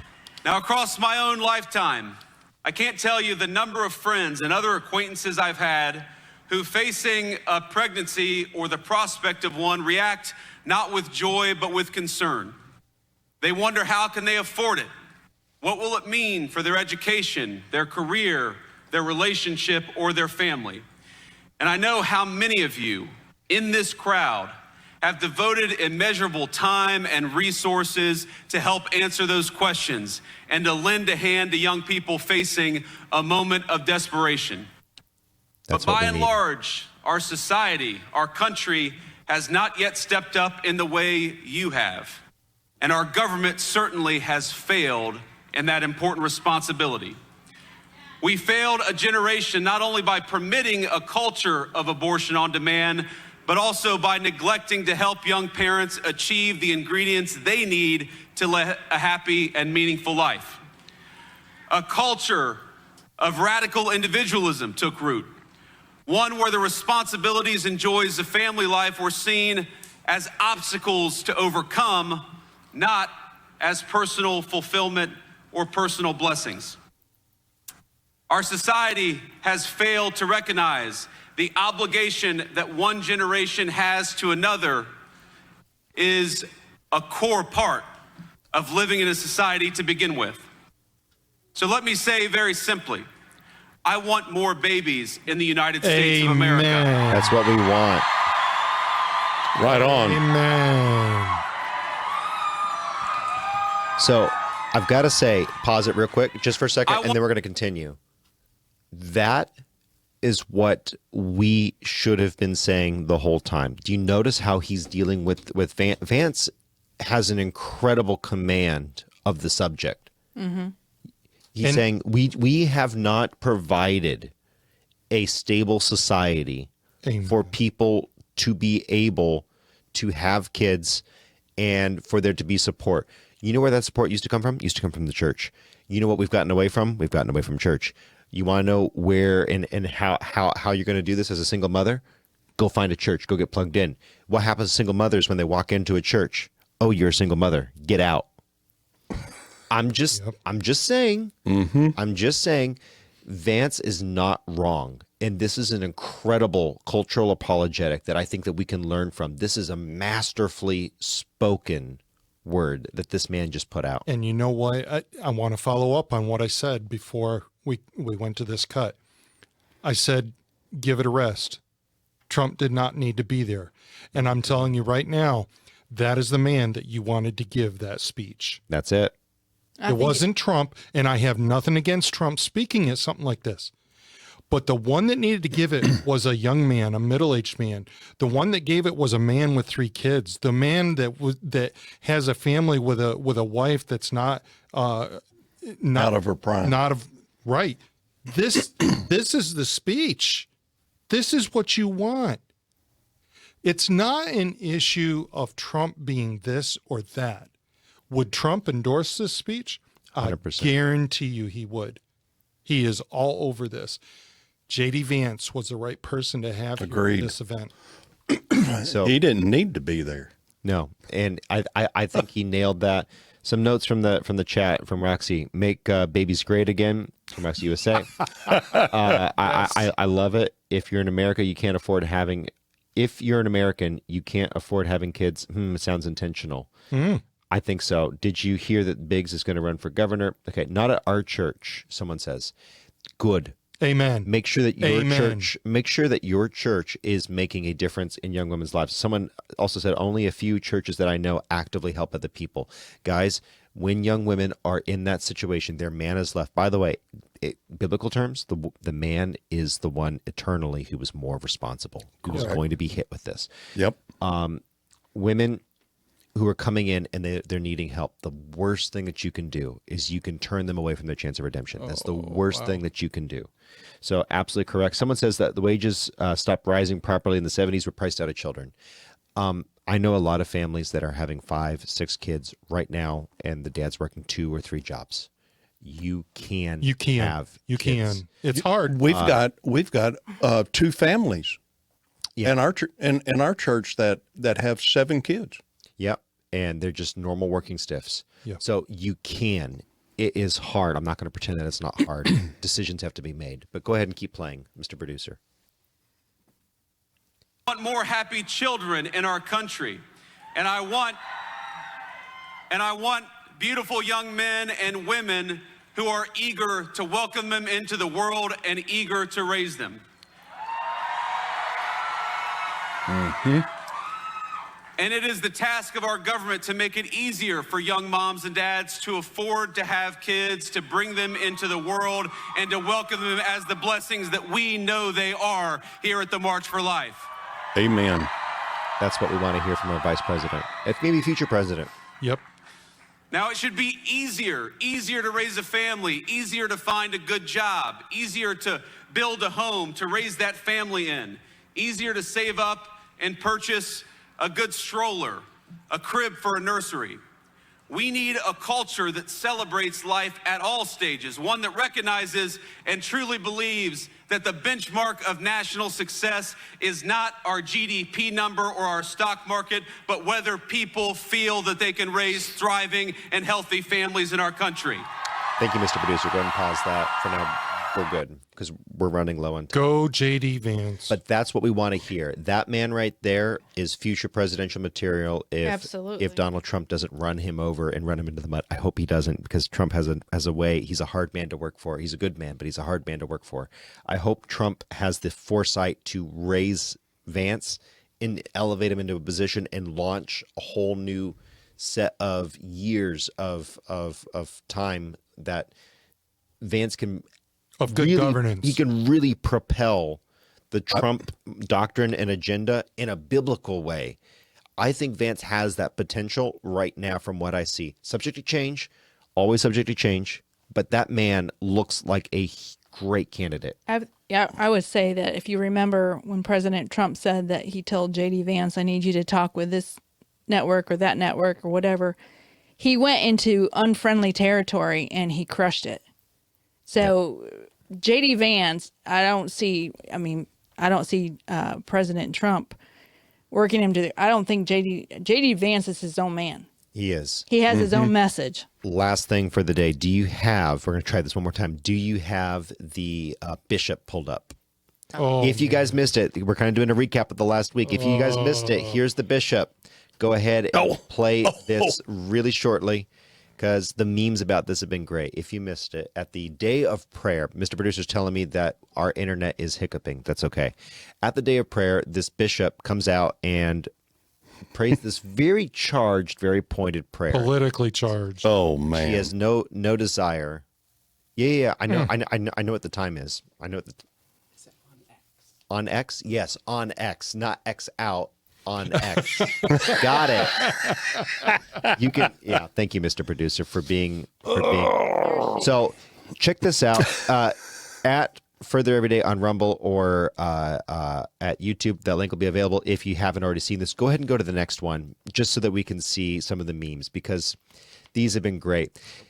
This is from our X. No. Go back. We're gonna explain each one of these. Go back. Okay. No. To the.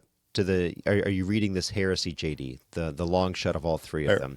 So if you're seeing this, make that a little bit bigger. Just go ahead and drag that up a little bit bigger. If you're seeing this, JD Vance, speaking of him, I'm having a day just watching Vance do all these different things. The guy is iconic. He's looking over at Don like, you hearing this heresy? Are we really here? Are we really doing this? Next one. Go ahead. If this is a bishop, then this is authentic Mexican food. That's hilarious. I love that one. So and give me the next one.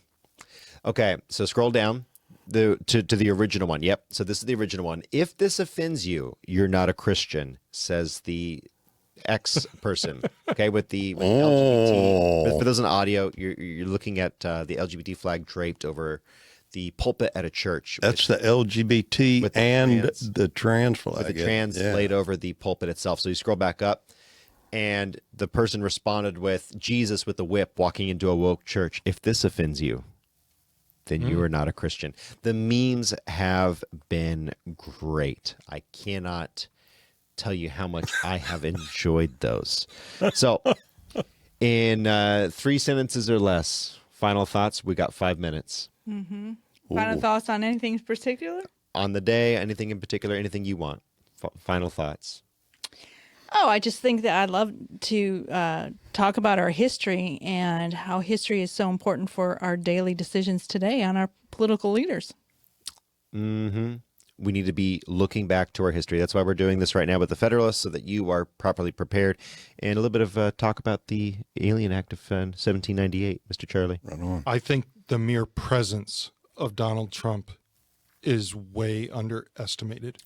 His appearance in Western North Carolina, taking people out of their tents and getting them into hotels, going into California, sitting with Gavin Newsom. By the way, that was a most interesting greeting on the airport tarmac. Mm-hmm. That was interesting.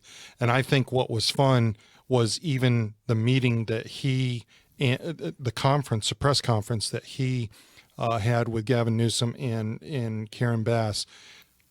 What happened there? She kind of got put in her place.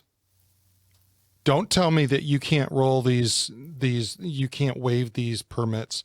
Don't give me that. Week is a long time. Yeah. I think the mere presence of Donald Trump has an effect that none of us can even comprehend. Steve. Yeah. Go fast. Yes.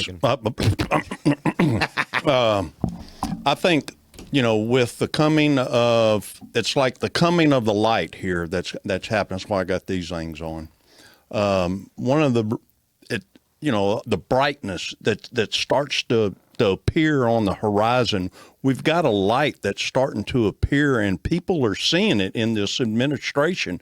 And it's a new shining and a new beginning. And I think people need to look at it as that, to see what's happening on the horizon, because, this country needs a revival, and the people need to stand up. The Christians need to stand up. And it's time we take this country back for what it was founded on. Okay. Christian moral principles, what this country was founded on. And then we need to step back towards it. And no, I don't have an eye problem. I just thought that'd be cool. So, moving on from how does one move on from that, guys, folks? I gotta say, our nation has been. Someone said it really well in the comment section here in the chat. Our nation, like our churches, like everything else, has been co-opted. Yes. That does not mean Agreed. that you abandon the nation. That means that we have to fight harder, fight like hell, dare I say. We need to fight harder. We need to, right now, things just got easy.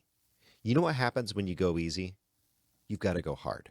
Yep. And what I mean by that is, just because it's easy, do not let off the gas pedal.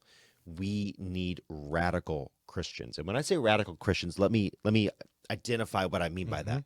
People who are wholly given over, committed to God's purpose in their life, whatever that is. If you are a mother, if you're a father, if you're a brother, if you're working, if you're mopping a bucket, if you're in politics, whatever it is, you need to be fully given over. God is going to use that. God is going to bless that, and God is going to change the world from it. In your space, in your pocket of reality, God will use you. Make sure that we are focused on our past as it pertains to our present. Looking forward to talking to y'all and seeing y'all next week. Before we go, I'm going to just drop this in here, drop it in the chat. Popcorn, you guys know what the question is coming. Favorite Trump win? Hostages are coming home. That's mine. That's mine, absolutely. I'm going to say California and Western North Carolina. I kind of like the idea that Men are men and women are women. That is a win. Mr. Producer, favorite Trump win? Hostages. That is such a good thing. That could only have happened because of Donald J. Trump. And it didn't happen this week. Guys, it's happening before he even got to office. Yes. The machinations were in motion. That's what good, muscular leadership looks like. Let's make sure we get some muscular Christians into politics, and let's start to change our churches.